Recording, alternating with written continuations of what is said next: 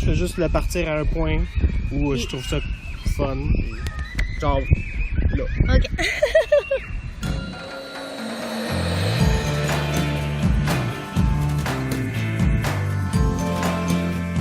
Pas d'impro. Une discussion avec les artisans du spontané.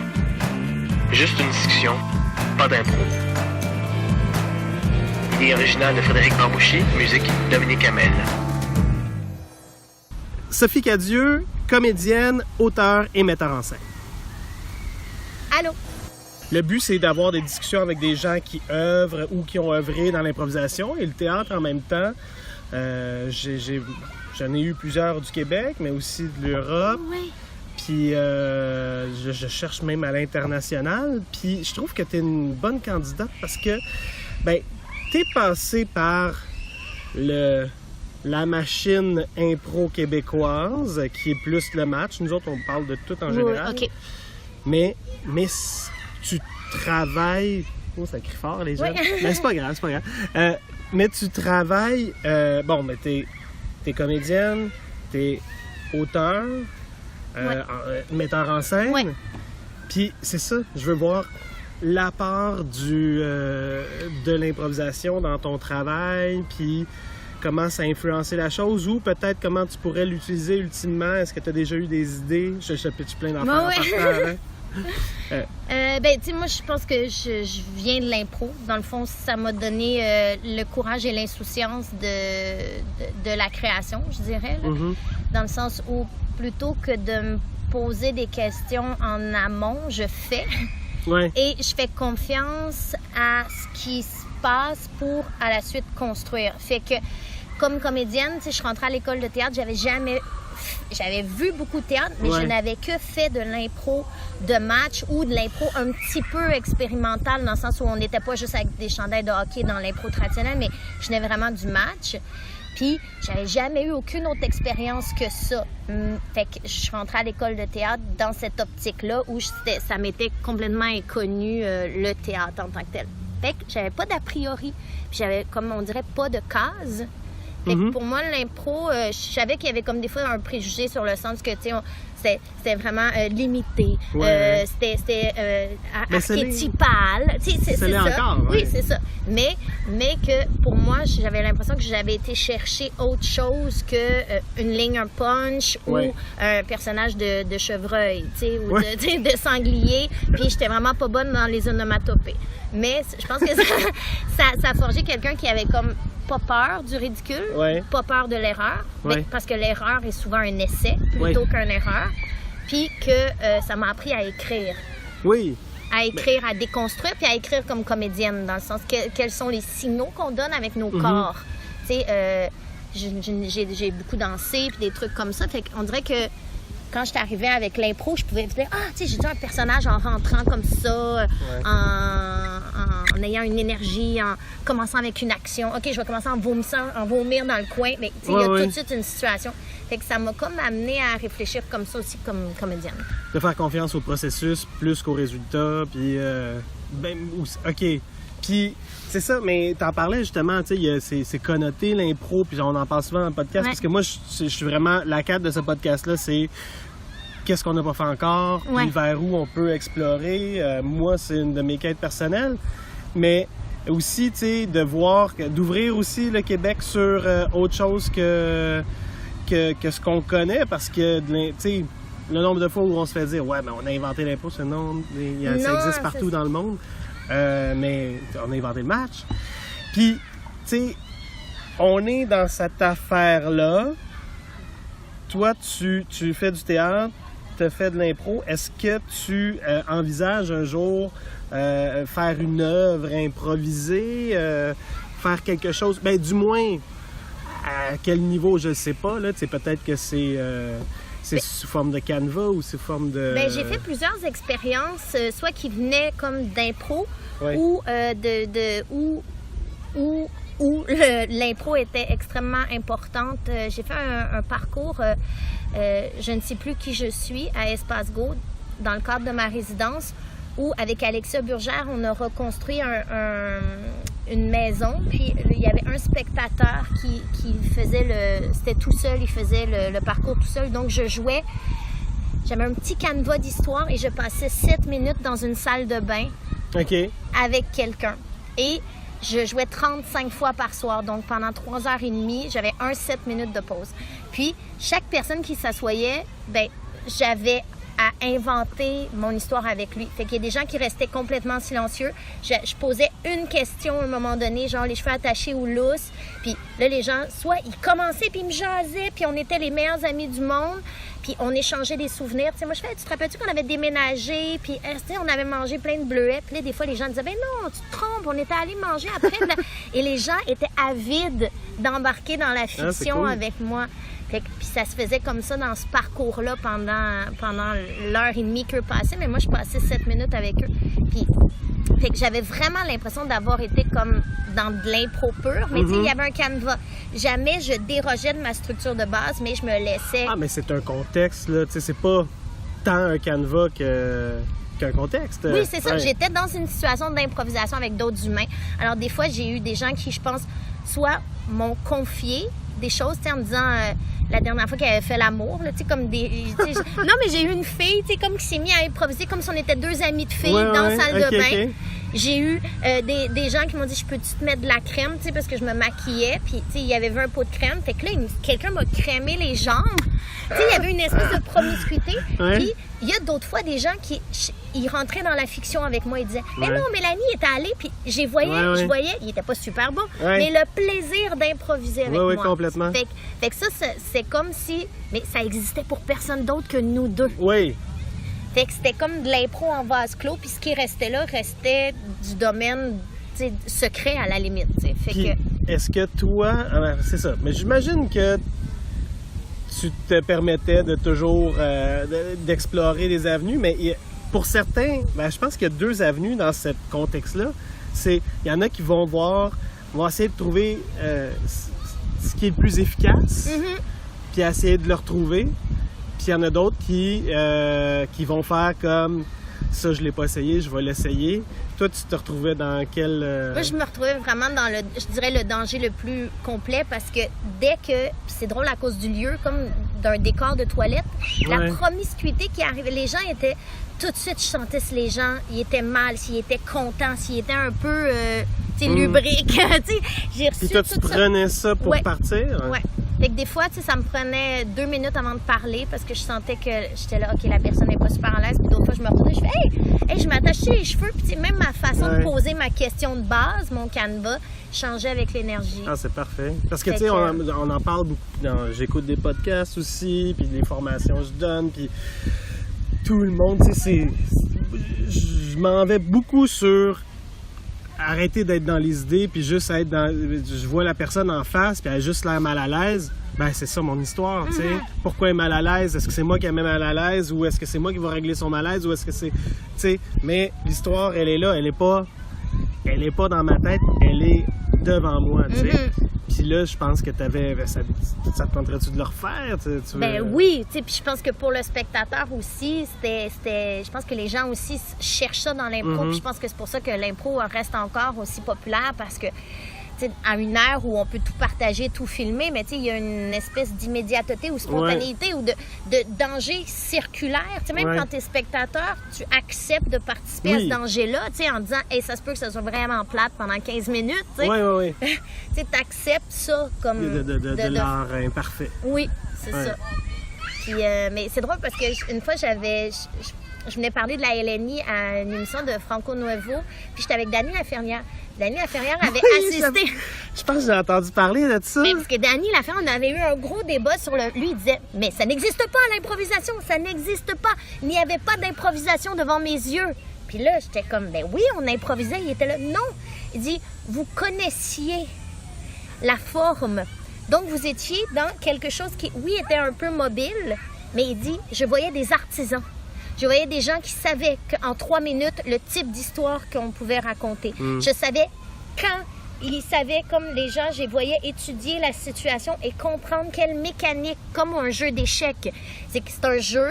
Mais je trouve qu'il n'y a pas complètement Oui, c'est ça, mais c'est super intéressant. Puis je pense que même dans un processus, plus expérimental, même plus intime comme ce que je viens de te raconter, Ouais. il y a une donnée un peu, pas de calcul, mais tu sais, dans le sens où ce que je reçois de la personne, je l'analyse tout de même selon Oui, mais mon expérience. Est-ce que c'est toi qui l'analyses ou tu l'analyses ou c'est ton personnage qui l'analyse? C'est là que ça...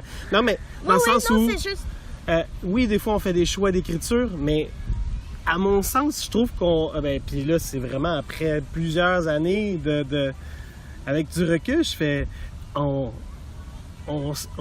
se considère plus intelligent qu'on l'est d'essayer d'écrire des affaires live. Mhm. Quand, dans le fond, t'es mieux d'essayer de les vivre tout le long, tu sais. Puis là, tu vas écrire des affaires incroyables, puis tu vas sortir de ça, tu vas faire « Mon Dieu, c'est incroyable! » Puis j'avais rien prévu. Tu sais, Ouais. on se projette. Puis c'est ça que je pense que Dany Laferrière pouvait dire, c'est-à-dire tu vois l'avenue, tu fais comme « OK, mais là, je vais placer une réplique pour m'en aller, pour l'amener dans cette quête. » Là, tu fais « Oui, mais là, tu vis pas le moment présent, tu sais. » Mais je pense que c'est ça, c'est que dans l'improvisateur de métier, je dirais qu'à un moment donné, tu comprends, Oui, ben, tu manies certaines structures que tu sais l'efficacité, dont tu es conscient de l'efficacité. mais après ça, Mais après ça reste c'est toujours dur de trouver que ça, autre c'est un 100%. chose, Là, tu sais. Non, mais c'est dur de pas te refaire, te réinventer quand, justement, tu es dans ces structures-là. Mhm. C'est ça là, que je me... Tu sais, est-ce que toi, mettons, avec... t'as plus joué à la LNI, t'as fait d'autres trucs d'improvisation. Mais je pense que j'ai été le plus longtemps à la Lime. À la Lime aussi, Ouais. ouais. La Lime, c'est mes plus longues années. Mais dans tout ça, puis on en a fait des affaires, Ouais. là. On a vu des vertes puis des pommeux, puis on a essayé des bizarres, puis on a eu des impros à obstacles. On a dit, oh mon Dieu, pourquoi je suis en train de faire ça? Mais... J'ai fait des décathlons, des trucs. Ouais, tu sais, des catégories qu'on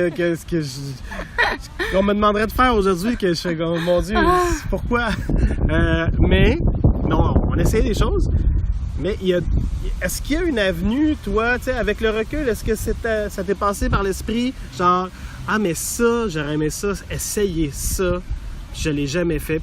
Puis là, pas nécessairement dans le contexte de match ou de spectacle de la Lime ou de...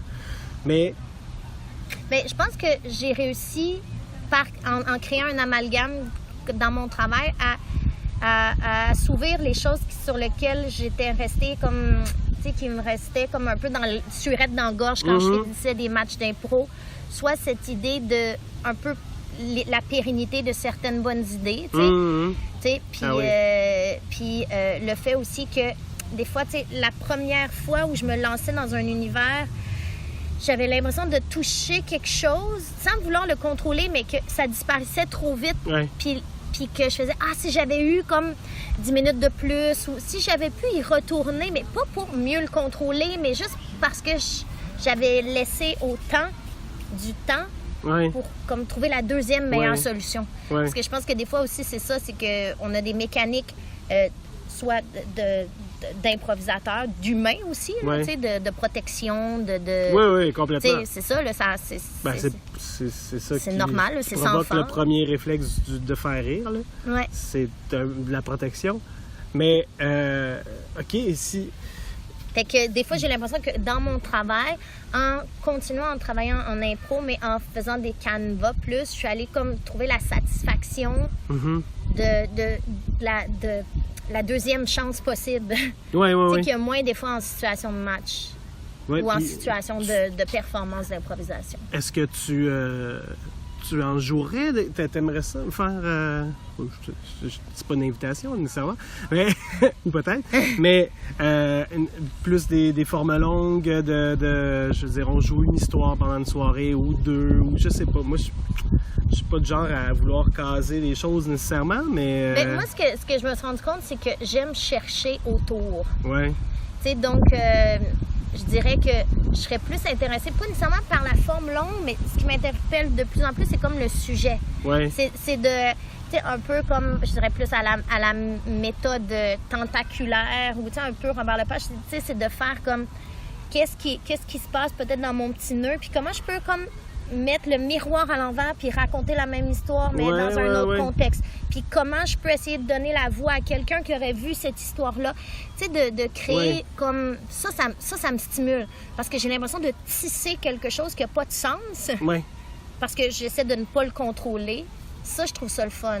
Puis des fois, tu sais, je trouve qu'on travaille un peu comme ça, des fois, en théâtre, dans de la création pure, où on lit tellement de choses, on échange autour d'une table, puis après ça, quand on se lève, ben on n'a pas compris la même affaire. Ouais. Tu sais, fait qu'il y a quelqu'un qui se lève et qui fait genre une fille qui anime dans un musée, puis moi, je fais une fille qui brûle au 14e siècle. Ouais. Puis je fais « Ah, c'est cool! » C'est comme pas la même affaire, mais fait, comment on fait pour les rejoindre, mais sans jamais expliquer qu'elle est un fantôme, puis elle l'a vu, mais que ces deux morceaux-là continuent à coexister. Puis, en tout cas, tu sais, je pense que ça, c'est une... J'ai l'impression que c'est une forme dans laquelle je me sens super libre encore comme improvisatrice, mais la créatrice est assouvie par la soif de sens de plein de morceaux. Ouais. Comme comme ça ressemble peut-être à des soirées. Oui, c'est ça, mais tu sais, à des soirées comme d'instable, tu sais, dans le sens où toi, en tant que maître de jeu extérieur, tu sais, tu contrôles un peu un sens ou une tonalité à une soirée. Ouais, un ton. Mais je te dirais que je suis encore très dans les soirées de Dompteur où je dirige, je suis encore beaucoup dans l'instant. Fait que j'ai vraiment de la difficulté à placer des blocs. Parce que je regarde la personne qui est en face de moi puis j'essaie de jouer ça. Tu sais, ou du moins de provoquer puis voir ce que ça donne puis jouer ça. Fait que, mais j'y pense des fois, je fais comme comment je pourrais tu sais, faire du sens sans trop nommer parce que c'est ça le plus gros problème de l'impro des fois, c'est on veut tout dire pour que les gens comprennent où on s'en va. Puis, ce qui fait que c'est moins naturel, moins beau puis mais ouais. Non, mais j'aime ça.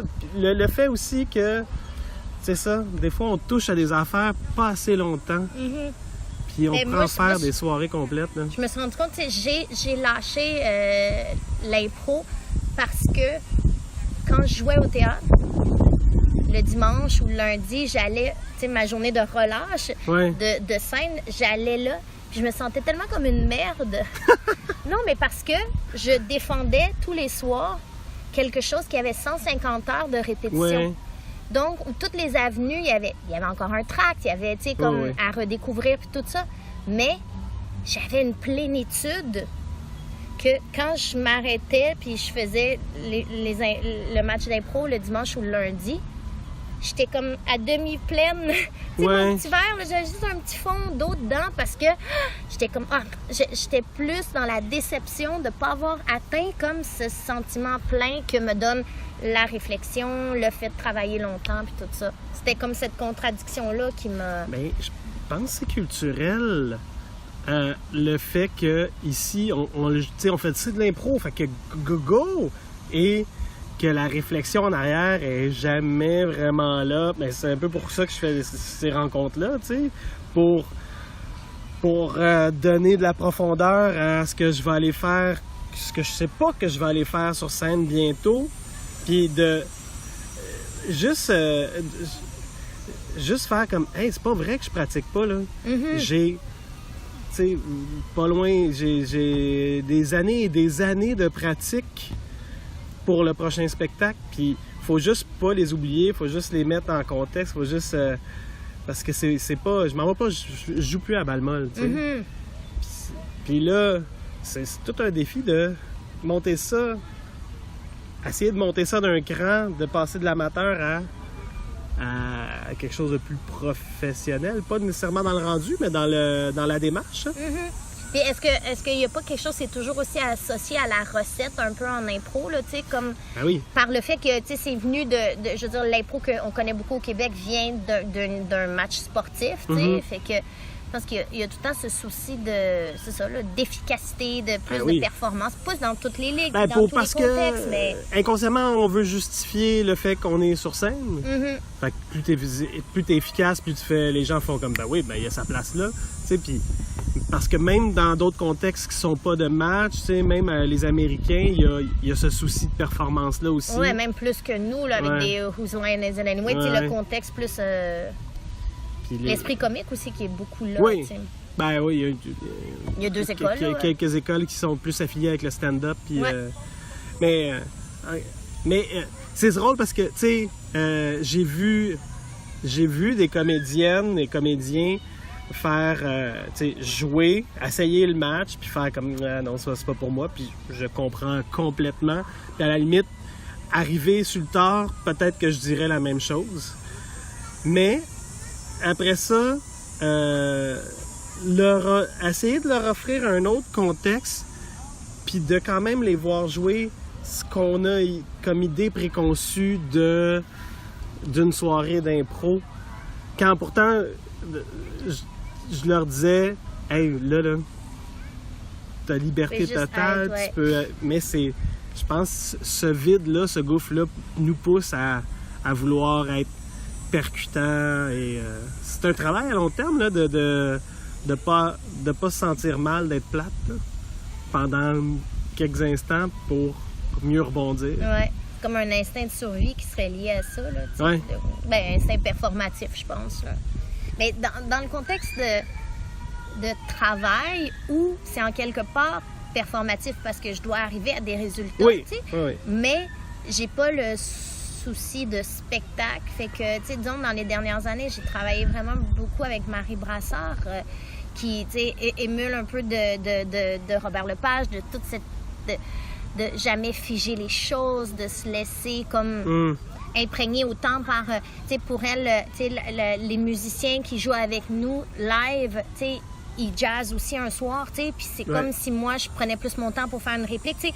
Fait tout ça, sensoriellement, à créer des équipes qui sont basées dans le présent. Tu sais, elle, si un soir, elle a une idée, tu sais, elle va rajouter 4 lignes à son solo, tu sais, quand elle joue, tout ça, parce que elle est là-dedans. Fait qu'elle garde tout le temps une idée d'impro, mais quand même en figeant des repères et des choses comme ça. Puis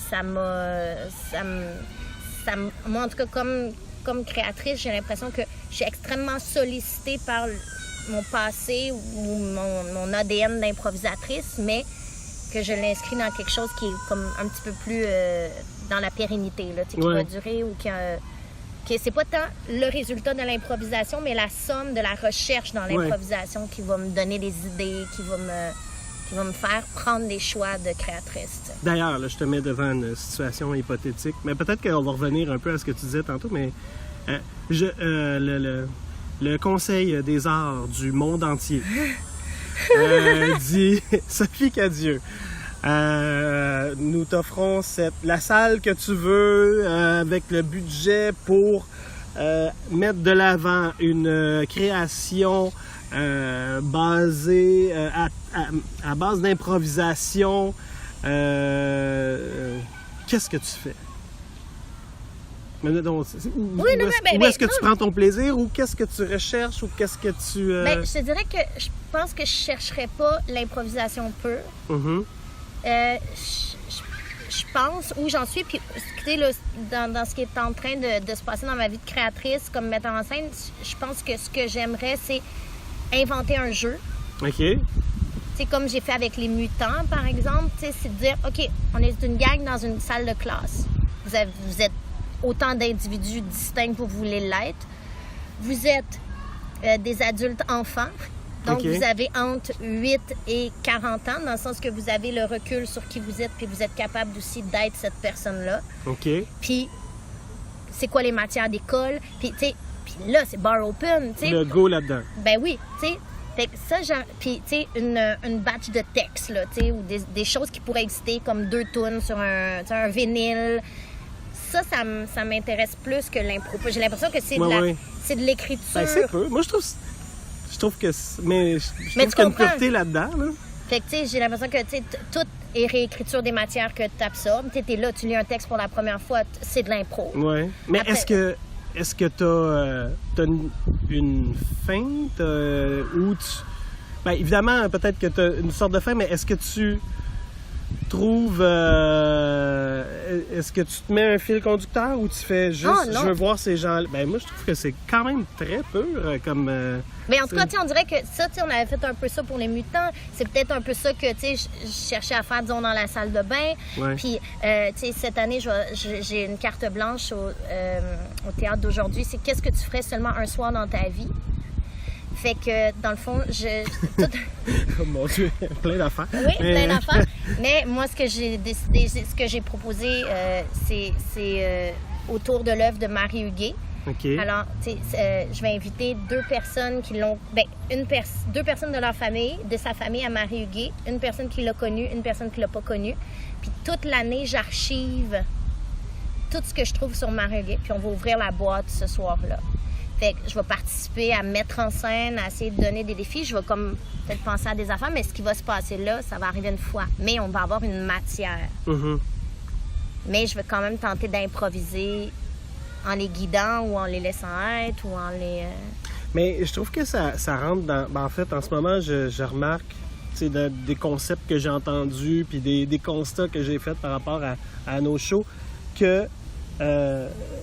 des fois, on passe beaucoup de temps à vouloir installer notre univers, puis qui on est par rapport à l'autre, puis tout ça.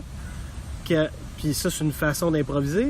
Mais on peut aussi commencer avec toutes ces clés-là, tu sais.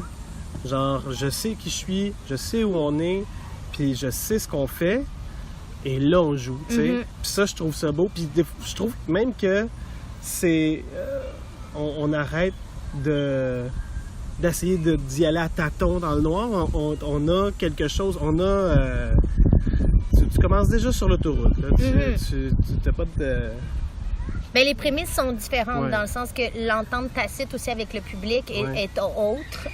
Fait qu'on assiste à une improvisation, mais avec comme des matières qui sont concrètes, en quelque part, ou qui sont préexistantes, mais dont l'issue est autant inconnue, tu sais. Ouais. Puis, tu sais, je veux dire, moi, dans mes shows, quand je mets en scène, tu sais, je suis tout le temps obsédée par la relecture, tu sais. Puis je pense que ça vient de l'impro, tu sais. J'ai monté un spectacle qui s'appelait « Tu iras la chercher » au Théâtre Espace Go, qui avait été pris après au FTA. Puis dans le fond, c'était 2 fois la même pièce de théâtre de Guillaume Corbeil. Donc, la première fois, c'est une pièce qui est au-dessus. Mm-hmm. Donc, c'était extrêmement informatif, comme si c'était un guide de voyage. Elle disait tout. Puis elle faisait je sais pas, 45 minutes de ça. À un moment donné, elle enlevait son manteau et elle recommençait dans le tu, elle mettait un je. OK. Puis tous les soirs, ça prenait 5 minutes. Après, tu sais, comme quand elle faisait la deuxième fois, le monde faisait... Tu sais?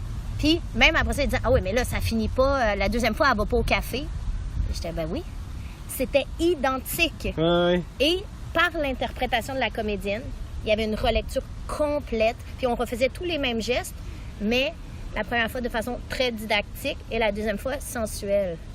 Fait que c'était comme intégré. Fait que les gens, vraiment, là, ils me disaient « Ah oui, mais tu sais, il n'y avait pas ce bout-là dans la première partie. Ah, c'était pas la même fin. » J'étais comme « Ben oui. » Ouais. À la virgule près. Fait que c'est un contexte d'improvisation dans le sens où la relecture permettait une autre lecture. Fait que il y a quelque chose qui est le fun là-dedans. Oui, c'est ça. Qui Puis l'interprétation des gens... Mais je pense qu'on serait gagnant à intégrer plus de théâtre conventionnel dans l'improvisation, puis plus d'improvisation dans le théâtre conventionnel. Mm-hmm. Il y a des gens qui fonctionnent de plus en plus. Souvent, beaucoup de metteurs en scène européens sont dans des schémas d'improvisation, dans le sens où des fois les actions sont comme très précises, mais le texte qui va, tu sais, quand on est plus proche de la danse ou des choses comme ça, oui, c'est ça. le côté, je sais pas, plus manifeste ou, tu sais, genre, tu vas être en train de manger puis parler de n'importe quoi. Tu sais, ça m'arrive de plus en plus. Tu sais, je vois ça qui existe sur une écriture de plateau, plus qu'on appelle. Fait que les gens sont laissés à eux-mêmes dans une grosse pof. Tu sais, ils ont comme un « Ah, ça, c'est ta pof. Ouais. Puis là, quand tu finis ta pof, ben va rejoindre l'autre. Puis cette pof-là, ben elle est comme semi-balisée, mais elle a son lot de... Elle est improvisée. C'est le ladis pas comique. Ouais, c'est ça. Tu sais, c'est comme, fais l'affaire, puis ça se peut que ça soit super touchant, puis le soir, le lendemain, on s'en crisse, puis tu parles de bang, puis la fois d'après, tu racontes ta mère est morte, puis tu sais, comme tout ça, puis c'est de l'impro. En tout cas, de plus en plus, des fois, je sens qu'il y a comme si figé était-tu mourir, tu sais, fait que ça touche un peu l'impro, là, tu sais, dans le sens, ce sentiment-là qu'on cherche. Dans les écritures de plateau, de plus en plus en Europe, puis ici aussi. Oui, mais je connais une troupe j'ai entendu parler d'une troupe qui en fait en France, puis qui s'inscrivent plus dans le réseau de l'impro, c'est-à-dire qu'ils vont les jouer dans les cafés-théâtres d'impro, tout ça. OK. Puis, c'est beau tout ça. Non, je trouve ça, parce que ça me donne justement d'autres angles. J'ai parlé avec beaucoup de monde qui font de l'impro, mais je pense que t'es celle, il y en avait d'autres, là, mais qui a beaucoup plus, autant sinon plus œuvré dans le théâtre qu'en impro. Puis j'aime bien ça, cet angle-là. Mais ça fait, je pense que... Moi, je trouve que l'impro, c'est comme la base de la liberté de ma pensée. Tu sais, quand je faisais mes matchs les dimanches, j'étais comme, c'est mon hygiène mentale, ça me fait du bien parce que c'était la place où je me censure pas. Puis je suis contente d'avoir continué à traîner ça. Puis je pense que je suis arrivée dans le théâtre avec une méconnaissance du théâtre, que je venais de l'impro, où tout était possible, où notre intérêt, c'était de briser le plus de règles possible sur ce qu'on pensait qu'était quelque chose. Autant, tu sais, puis dans le bon sens, briser l'impro de l'autre, tu sais, quand il y a quelque chose qui arrivait, puis tu faisais, mais voici l'autre dimension, tu sais, Fait que j'ai tout le temps trippé sur comment écrire, tout ça, fait que j'ai l'impression que j'ai amené ça un peu en théâtre, puis quand on me disait, non, c'est pas ça du théâtre, je faisais, qui l'a dit? Non, mais il y a personne qui me l'a dit. Sorry, I didn't get the memo, qu'on joue pas comme ça un Molière, tu sais. Parce que j'avais une liberté que j'ai amenée de l'impro, tu sais. Puis je pense que encore dans la création, je sais pas si, tu sais, comme tu dis, c'est-tu un outil ou c'est un médium? Tu sais, ou c'est comme... Je pense que c'est les deux. Ou un truc en soi, tu sais, je sais. Tu sais, techniquement, le médium de l'impro est arrivé juste dans les années 60-70, mais peut-être un petit peu avant, là, mais un peu partout dans le monde. Avant ça, c'était plus l'outil. Mais là, clairement, il se fait des shows d'impro, puis du monde qui les travaille, puis qui les joue, puis qui les pense, il s'en fait des belles affaires, là. Puis on est tout à côté de ça, puis on les voit pas. Parce qu'on a un gros match d'en face, qui est bien belle fun, mais qui est très, très gros. Mais, c'est ça. Fait que, mais les deux se peuvent. Il faut que ça soit un outil, puis ça peut être, pour moi, un médium. En fait, j'espère que ça l'est, parce que c'est là-dessus que je travaille. Mais tu sais, il n'y a pas... C'est ça, tu sais, disons, par exemple, il y a aussi une notion de divertissement. Puis divertissement, pour moi, ne veut pas juste dire rire, là. Tu sais, veut dire comme notion d'avoir vraiment... Se faire raconter. Et la notion d'avoir... Moi, j'ai quasiment un respect pour le public. Tu sais, moi, j'aime ça être respecté comme public. J'aime ça savoir que je suis partie intégrante. Tu sais, genre que si j'étais pas là, ça n'existerait pas. Tu sais, il y a comme quelque chose qu'il faut qui circule. Puis moi, j'essaie de... Même si je fais de la recherche, des fois très pointue, j'essaie de dire que je fais pas ça juste pour me flatter, mais que ça soit avec d'autres, tu sais. Fait que, est-ce que des fois, ça fait peur aux gens, une impro qui, comme, s'associe pas au divertissement, tu sais? Ouais, je pense qu'il faut l'essayer. Puis, tu sais, quand t'es clair, c'est comme n'importe quelle forme d'art. Quand t'es clair dans ta démarche, il y en a à qui ça va plaire. Puis d'autres, tu sais, tu fais, viens pas le voir. Moi, c'est... Tu sais, moi, je veux expérimenter toutes les sortes, puis justement, à la limite, avoir du monde mal à l'aise dans la salle, mais qui savent qu'ils sont venus pour voir ça. C'est pas un but à moi nécessairement de faire des shows malaisants, mais que tout ça existe, que tout ça se peut, puis que je pense qu'il faut que la démarche soit claire. Puis, c'est beau. T'as-tu un mot de conclusion? Non, je sais pas comme ça. Bon, là, j'essaie de faire de l'impro performance et ça ne fonctionne pas. Un punch! Un punch! j'ai essayé une fois de jouer un animal en impro. Pour vrai? Ouais, c'était en Europe. J'ai comme monté sa bande, puis j'ai brisé de l'intérieur, puis j'ai essayé de faire un petit cochon sanglier, puis... Je sais, je pense, j'ai une idée pourquoi tu l'as pas réussi. Non, pourquoi? Parce que tu essayais de faire quelque chose que t'avais... que d'autres faisaient. T'as pas trouvé ton cochon à toi. Ouais. Je pense que ça doit faire 15 ans que je cherche peut-être mon petit cochon intérieur. C'est plus une souris. Oui, c'est ça. Non, mais c'est niaiseux. Ah, ok, bon, alors ça repart, mais le nombre de gens que je vois essayer de reproduire ce que donne le jeu des autres. Ouais. Quand tu fais, ben non, mais là, oui, t'as envie de faire un animal, vas-y, fais-le, mais fais le tien. Oui, là. ben moi, je pense aussi les fois où j'ai essayé le plus d'être drôle. Non, mais c'est vrai, tu sais, moi, j'étais souvent reconnue comme, genre, tu sais, j'ai commencé à l'impro dans le mime, tu sais, avec Ouais. tout l'héritage de Michel Courtemanche, les Bizarroïdes, j'étais avec Yann Métayer, tu sais. Ouais. C'est vraiment des joueurs, tu sais, ultra physiques, tout ça. Tu sais, moi, genre, j'allais faire les impros où je pleurais, tu sais, j'étais comme la dramatique, tu sais. Et que j'ai tout le temps eu, au début, un syndrome d'imposteur, tu sais. Ma première impro, c'était avec Edith Cochrane, tu sais, je pensais que j'allais mourir, tu sais. Je veux plus jamais faire ça. Mais finalement, tu sais, quand j'ai découvert que je me suis libérée de cette pression-là, puis toutes les fois où je pense que les fois où j'étais le plus malheureuse, c'est quand j'essayais, tu sais, d'être aussi upfront que Sophie Caron sur une mix, là, tu sais, où elle arrivait, puis elle me sortait des punchs, puis j'étais juste comme genre, ouais, mais toi, t'es laide. Tu sais, genre, j'étais juste comme, tu sais, comme la plus mesquine possible, juste pour comme, tu sais, mais j'étais comme, mais j'ai pas à combattre, tu sais, c'est pas une bonne dynamique, tu sais, je suis comme... Mais tu sais quoi? On est toutes passées par là, même Sophie, qui était probablement face à toi ou quelqu'un d'autre, qui a fait pourquoi je suis là-dedans? Tu sais, pourquoi je suis en train de faire sortir ça? Pourquoi j'essaie de me battre? Tu sais? Mais oui, c'est ça. Puis, tu sais, de faire comme. C'est comme si c'était une sorte de. Ben, pas jalousie, mais tu sais, de vouloir être l'autre, mais tu sais, comme pour pouvoir jouer sur le même terrain, alors que ta force, c'est d'être unique dans cette affaire-là aussi. Tu sais, que t'es unique par ta. Tu sais, déjà, comme personne, acteur, tu sais, moi, j'ose espérer qu'on est. Tu sais, tout le monde pourrait jouer. Les rôles que je fais, c'est ma lecture qui amène ma couleur. Puis en impro, ben, tu as le plus de ta façon d'écrire ou ta façon de voir le monde ou ta façon de construire tes phrases ou tes images fait partie aussi de ton unicité. Fait que c'est fun de se brusquer. Mais rien t'empêche de prendre ce rôle-là, mais il faut que tu t'amuses dedans. Oui, c'est ça. C'est les raisons pour lesquelles tu le fais qui sont... Mais c'était comme de correspondre à quelque chose qui n'est pas moi, que j'admire. C'est ça. Tu sais, je fais, hey man, j'aimerais ça puncher de même, j'aimerais ça avoir cette aisance-là. Le nombre de fois où on fait des choses, pas pour les bonnes raisons.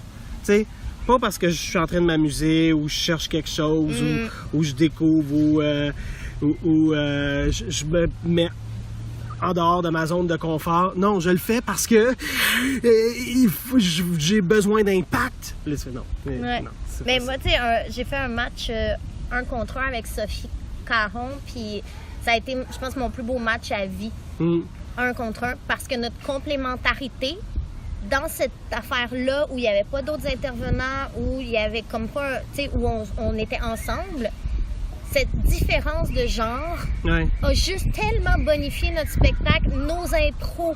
Tu sais, il y avait comme une espèce de balance parfaite dans notre façon d'écrire à deux qui se complétait, tu sais, puis ça... Oui, puis Sophie, moi, tu sais, pour avoir parlé beaucoup avec elle, podcast numéro 6, je crois.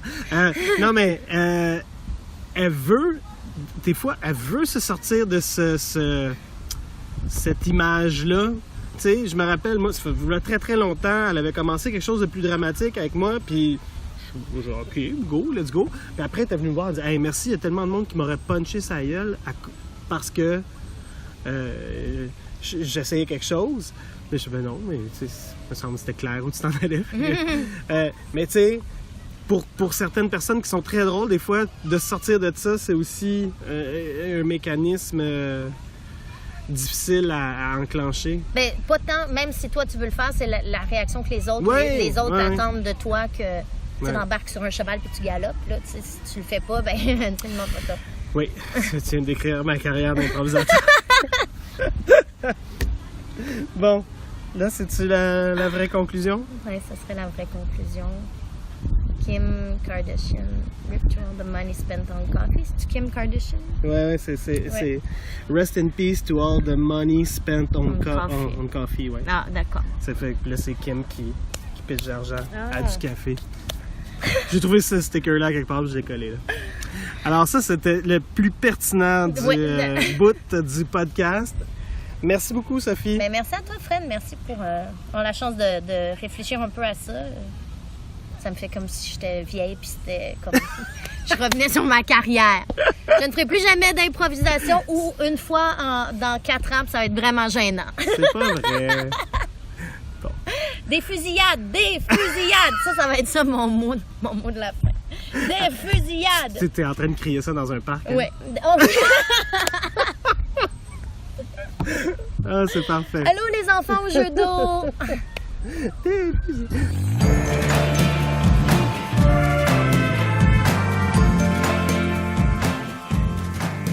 Pas d'impro est une présentation des productions de l'Instable, une compagnie de création dont la mission est de présenter des spectacles de théâtre improvisé et de réfléchir sur la création spontanée.